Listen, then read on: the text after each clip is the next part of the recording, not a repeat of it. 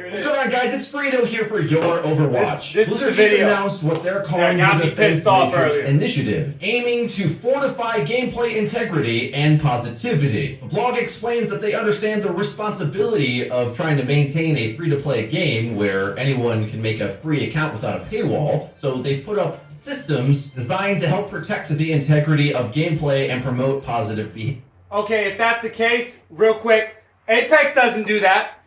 I'm not saying it's perfect. Apex got its own problems, but Apex doesn't do that. Apex doesn't. I'm getting ahead of myself. Let's get to the examples SMS of what Protect. they're looking to do. First one we already knew about, SMS Protect. Every single I didn't know about that.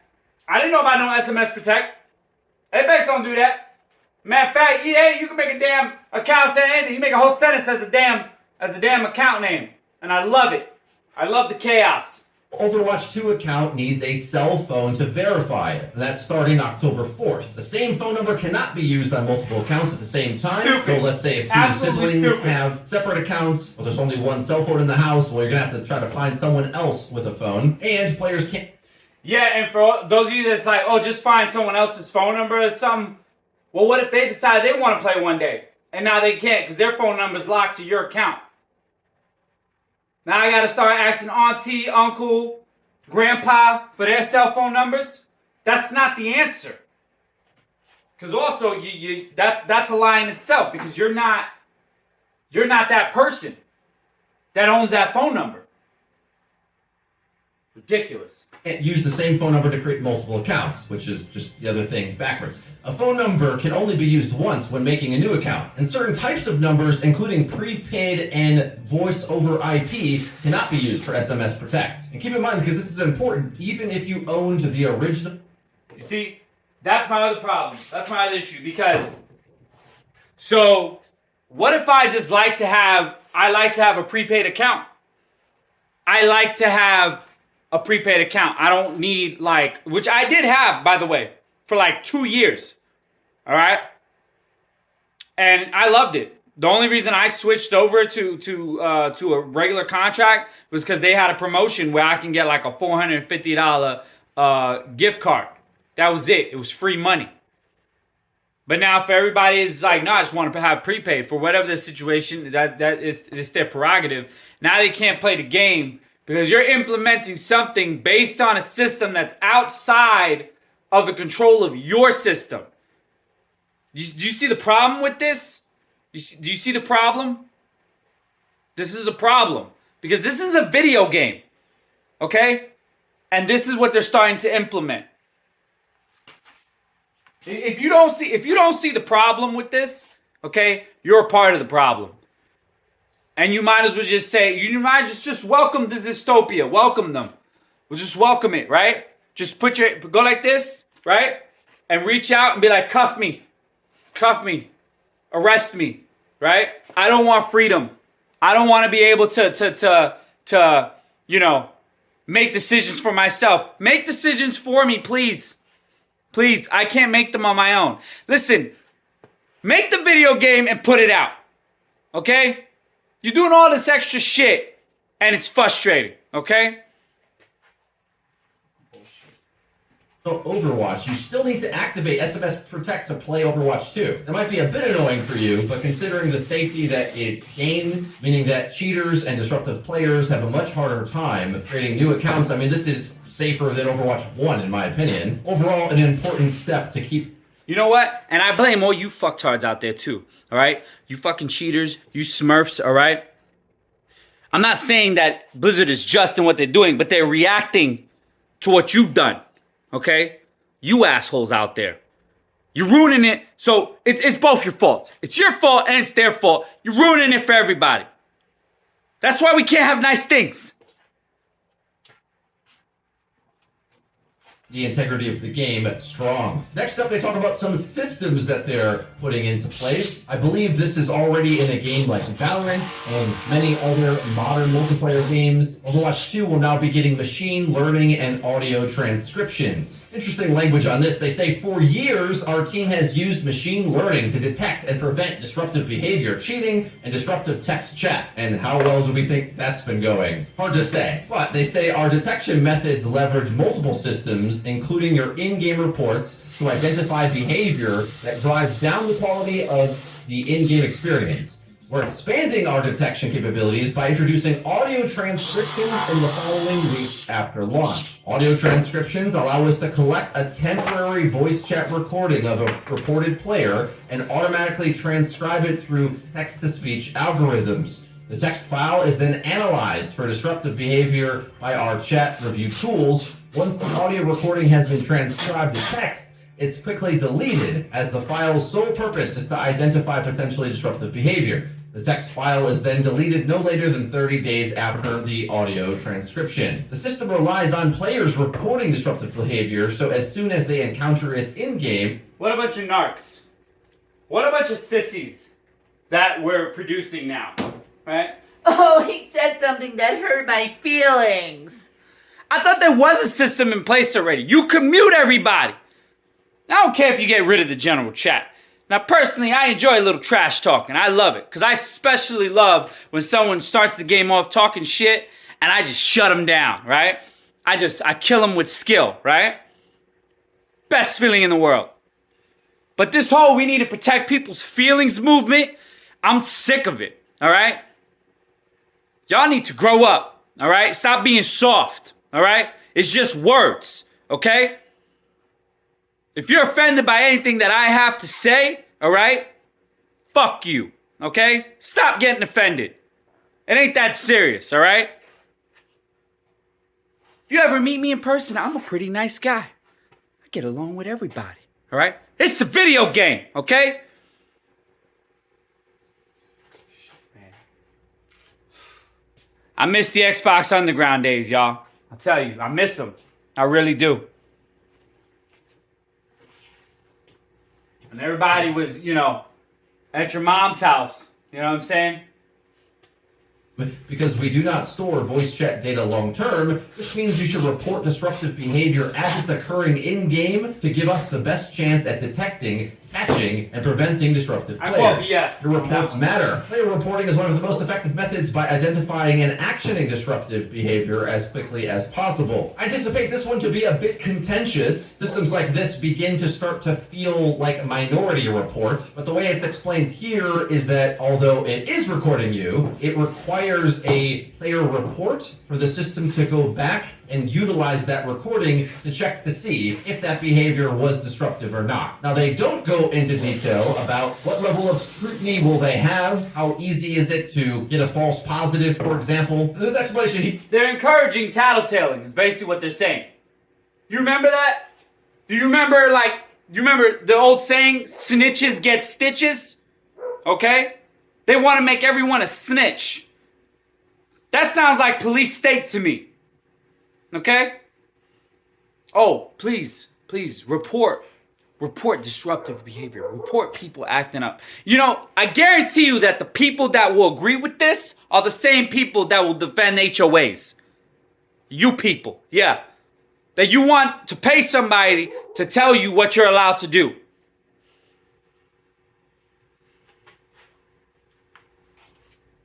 Here is quite brief and doesn't answer a lot of pretty obvious follow-up questions, but since so many other games have already put this in, this isn't a new thing. Doesn't make it okay. It doesn't make it okay that other games have implemented this. You see the exponential problem this is becoming? Okay? It doesn't make it okay just because everybody's doing it. It's just like that now Square Enix wants to push the $70 retail price for a game. But you ain't making a $70 game. And even if you were, what the hell? Last time I checked, my paycheck ain't reflecting inflation. but your price gets to reflect inflation. You see the imbalance here? You see the problem, right? Because I can overlook a lot of shit, all right, with the changes we've seen in the game industry. I could overlook a lot, but but here's the problem, right? It's like you say, okay, that's not so bad. Okay, that's not so bad. You see, they're gradually inching their way in, right? Until you look back and you're like, whoa, trying to take a piss and someone's over my shoulder, making sure I flick it enough times. I don't know how much, like, the writing's on the wall. I don't know how much clearer it is to be. I'm going to tell you right now, all right? It might seem a tad bit dramatic, but I'm scared for the world that my children are going to have to navigate in about 20 years from now, okay? When they're my age and they're having to, when all this stuff not only becomes the norm, but we have worse stuff implemented. Just put out the damn game. It ain't your job to do all this extra shit. Oh, we gotta make it a good, loving environment for everybody. Because you motherfuckers are soft.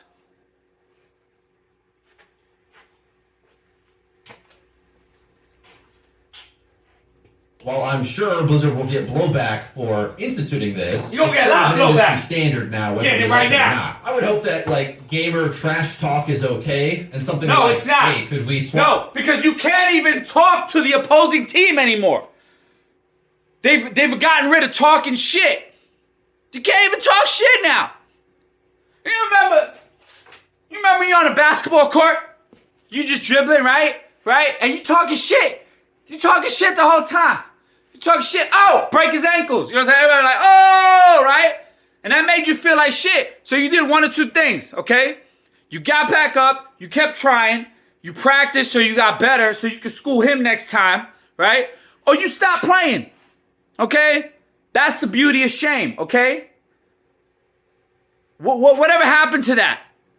People aren't allowed to feel bad anymore? No, we can't feel bad about ourselves? That's how you get better. That's how you weed it out, the weak ones. And don't get me wrong, we gotta protect one another, right? But this is a game. This is for fun. Okay? We're just getting rid of like this whole element of being a human being.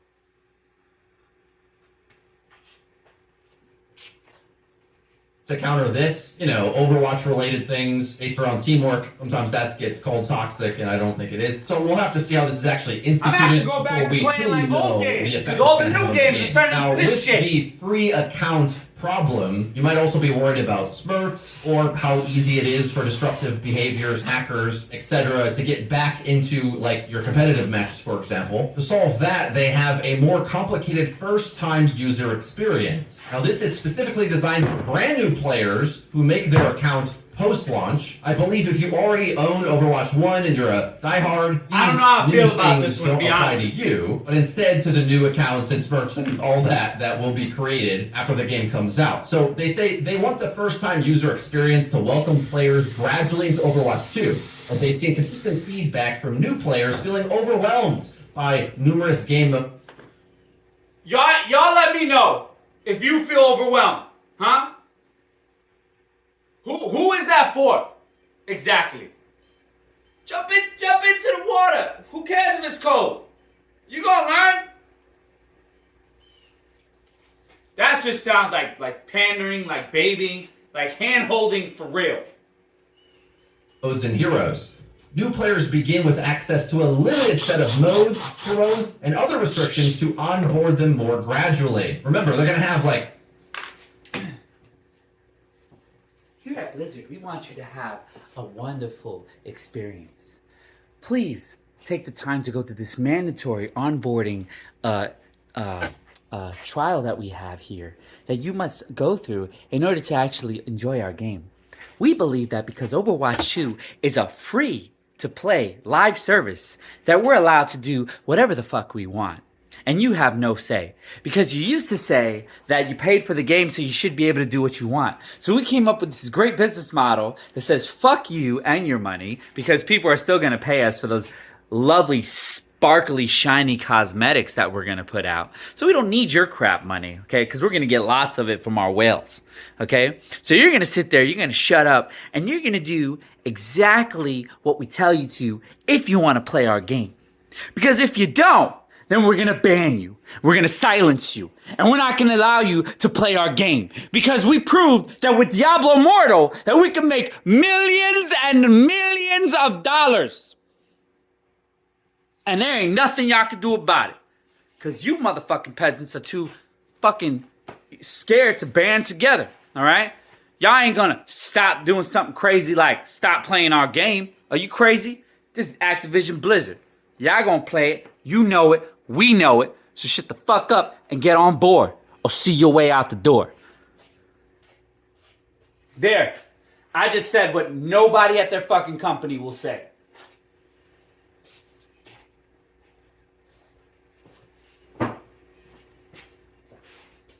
"35 heroes in the game to interact with. If you've never played Overwatch before, that's quite a lot." The blog continues in saying the first phase of our new first-time user experience rapidly unlocks all the game modes and the ability to chat in-game. That's interesting. You can't just make a brand new account and spam offensive chat. The second phase unlocks all the original heroes over the course of an approximately 100 matches. That's quite a while, I think. This focused experience eases new players into the world of Overwatch by teaching them about different modes, rules, and other high-level aspects of the game in an approachable way. How is it gonna do that? Like, does it explain what contesting the payload looks like, or how to trigger overtime, what high ground is? Like, what is it actually teaching? I'm quite interested in this. We'll have to find out what that is later. Most first-time user experience restrictions are lifted while in a group, so new players can team up with their friends at any time to play almost any game mode. Competitive, though, is the exception to this rule because new players must complete a specific challenge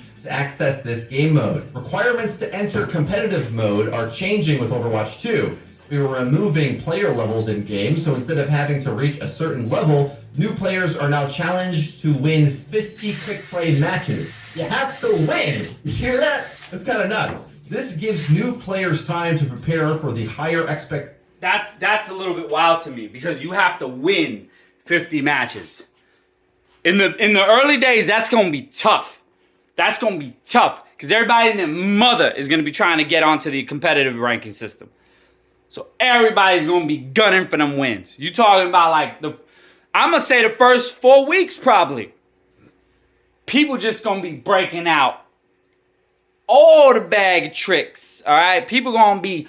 I'm talking sweaty tryhards like you've never seen. If you play Apex, all right, it's gonna be ball-headed TTTV race all day, son. Okay, I'm talking sweaty.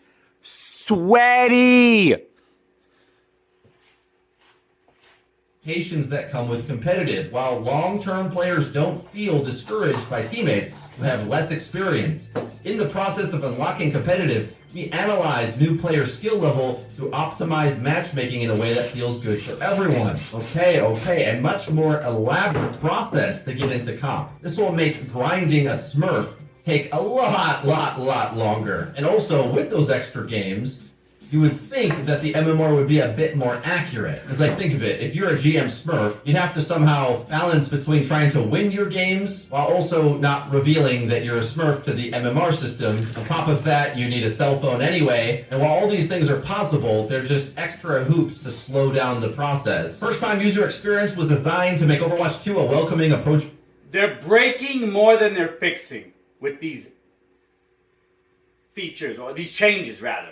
I wouldn't call them features. And fun game for everyone who chooses to play. This experience only affects accounts made on or after the October 4th release date. Anyone who played prior, as well as Watchpoint Pack owners, will not have to play through the first-time user experience. So that's interesting. Oh! Does that mean the Watchpoint Pack? Did you just hear that? Wait. Hero. Let's back it up real quick. It all comes down to this, baby. The cheddar. Welcoming, approachable, and fun game for everyone who chooses to play. This experience only affects accounts made on or after the October 4th release date. Anyone who played prior, as well as Watchpoint Pack owners, will not have to play through the first time Watchpoint pack owners will not have to play through the first time user experience. Isn't that interesting? Isn't that interesting? Hey, if you want to bypass all this bullshit, or at least half of it, give us $40 for our free-to-play game. This free-to-play game is starting to sound less like a free-to-play game and a very highly incentivized spend your money on this game. Starting to kind of sound like the predatory acts of these mobile games. We'll let you play the game, but to really enjoy the game, you gotta give us your money, okay? Do you see the problem with this? Tell me y'all see the motherfucking problem with this. So, let's say, you know, one of my kids wants to start playing, right? And he's really good, right? You know what? One of my friends, better yet, one of my friends want to start playing, right? They don't want to spend $40 to bypass first time user experience. But he's played Overwatch 1, right? Maybe he doesn't have access to his old account, right? So now he's got to start over. He's got to jump through all these hoops and all this bullshit just so he can play competitive and whatnot. He's got to go through he's got to play the game a certain amount of time to actually play the game. You know what I'm saying? Because we all know the competitive experience is where it's at, right? That's what you want. That's what everyone wants. And you just gave a not a pay to win, but like a pay to advance type model is what it seems like you're implementing. A pay to advance model. Unlock these features, skip all this crap. Skip the tutorial. It's like you made the tutorial, you mandated the tutorial in your game, and it said, hey, give us money and we'll let you skip it. But we're going to make it annoying while you have to do it. You got to play 100 matches or whatever, win 50 games before you can do competitive. You got to play a certain amount of matches to unlock all the characters from Overwatch 1.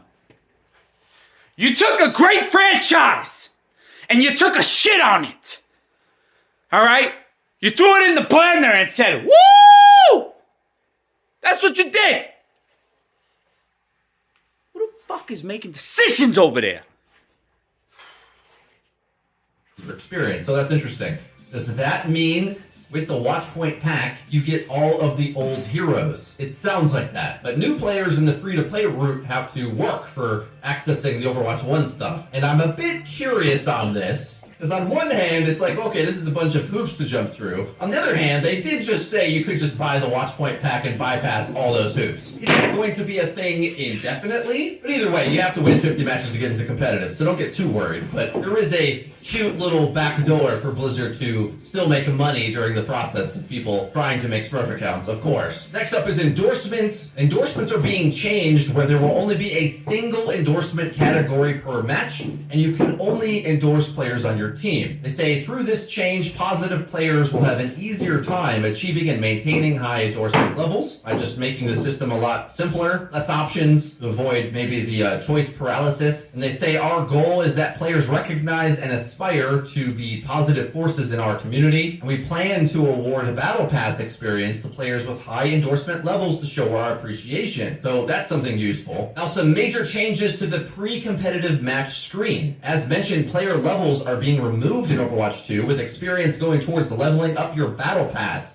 This means portrait borders that symbolize player level are going away from all game modes in Overwatch 2, but also competitive skill tiers will no longer be displayed before each competitive match, so you won't be able to see the rank of your teammates in-game. Now, we don't know yet when Competitive 2.0 is going to launch, or when we'll hear more information about it, but based on how they've said so far that they're reworking things, it sort of feels like they're just trying to get that number information away from your eyes, so you just play the game. Like, stop worrying about min-maxing your team and all that. That's not what Overwatch 2 is about. Just do your job and try your best and have fun. I think it's the right environment. The blog goes on to say, instead of the skill tiers being shown at the pre-competitive match screen, players will have customizable name cards and titles to display along their in-game name and player icon. There are a few reasons for this change. We found this to be a pain point for competitive, as some players were passing judgment on their teammates before the match begun,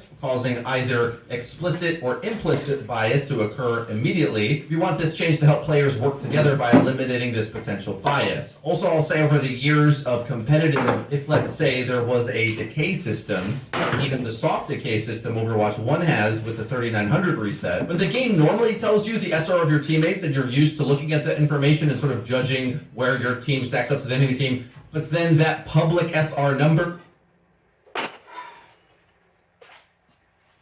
All right. It's got 2 minutes left on it. This video's already ran pretty long. You can go ahead and watch the original video without hearing me screaming in the background the whole time.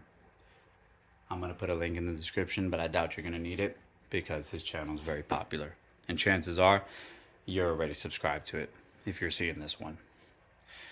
But I'm going to leave you with my closing statements. All right. I will not be playing Overwatch 2 given this newfound news. And it saddens me. It does. Nothing will change for anyone but me. That much I know. All right. So I'm not like one of those people saying, "Oh, you know, you're not getting my money, Blizzard." No. I'm upset. I'm upset because I wanted to play this game. I was looking forward to it. I've been playing Blizzard games since Warcraft 2. Since I was a wee little lad. Just a little lad. I think the first game I ever played was Warcraft 2, Diablo 1. With Deckard Cain. Telling us those great stories by the well. Before we dove into the sanctuary, where we would have to fight the Butcher, the Skeleton King, and of course Diablo himself. Played every single class. I played as the orcs and the humans in Warcraft 2. Warcraft 2, Tides of Darkness. I played Warcraft 3. I played StarCraft. I played all the IPs from my beloved Blizzard Entertainment. But now it is a shell of its former self, of its former glory. And unfortunately, this is an IP that I fell in love with as soon as it came out. Day one, I had my skepticism, and I was hooked. I remember, I don't know if it was the first day, first week, but I remember pulling like a full 24 hours playing it. I was so hooked. I loved it. I loved everything about Overwatch 1. The diversity of the characters with not only their abilities, but with like the implementation of having someone from like all around the world, right? I think that was really cool. Like I love that. You know, you got the Swedish dwarf, right? You know, on one hand, you know, then you got like, you know, you got the American soldier. You know, on the other, you know, you got May, who's Chinese, right? Sombra, right, from Mexico. Okay, you got Farah. She's She's Middle Eastern, right? You just had all these different, like it was such a gem, such a masterpiece put together. The world was like, wow. This game's incredible. Just everything about it. The gameplay was fun. The team experience, right? It wasn't perfect. There was some things that started to come about, like how, you know, you were basically punished for playing as a team because for some reason you couldn't play as a non-pre-made as a pre-made, you know? Which, you know, I guess that kind of makes sense when I say it out loud because like pre-mades versus non-pre-mades, I don't know. Whatever. Anyway. That's another topic. It saddens me because I did want to play Overwatch 2, and I was going to play it with my whole family. You know, but that SMS Protect is a deal breaker, you know? And it sucks because they reduced it to 5v5. Not sure how I feel about that because I haven't played it, so I don't know if it's going to feel better or worse than 6v6. But I got 5 people in my household, all very capable of playing, and we was going to throw down. And now we can't because I'm not getting cell phones for my kids. They don't need them. Okay? I ain't raising them like that. All right? They ain't getting phones till they're 18 or older. Okay? Because cell phone, as far as I'm concerned, wasn't made for children. It's made for adults. And most adults can't even handle that shit responsibly. You think I'm going to put it in the hands of a child? Absolutely not. As a parent, I feel like it's my responsibility to make those kinds of decisions for my children. I don't care if the rest of the world's doing it. All right? As a gamer, though, all this crap that you're implementing, I don't agree with it. And my children, okay, I teach them to have thick skin, okay? They're going to encounter assholes out there. They're going to encounter bad people, okay? It's my job to teach them how to handle that stuff. But I'm not going to censor them from that if I'm going to allow them to play the game, all right? I say, you know what? As a gamer, if someone's talking shit, smash them, crush them. Be better than them. That's how you win. But now we can't enjoy it because of the stupid ass design features y'all are incorporating into your game. And I love how you like wait till the end to like say all this stuff. Because I didn't hear no mention of this. I've been following it since the announcement, and this is the first time I'm hearing about this. A week before launch. Oh, by the way, you know, we've done, we think, a pretty good job at hyping everything up. We just wanted to let you know some of these things that maybe, these caveats that may be deal breakers, may piss some of y'all off, but it's okay because we already got our business model lined up and projections say we looking to make a lot of money. So we don't really care how you feel. And it's unfortunate because I wanted to play this game. I really did. But I can't. How? I'm going to sign up and get you know, phone numbers for my kids? That's crazy. And you can't even do like prepaid phone numbers. So even if I wanted to like do like, if I was really desperate, I'd still have to make a financial investment for my kids to play. By spending whatever, $20, $30 a phone number for a prepaid or whatever have you in order to play the game. So I'm still having to spend money. It's not free to play.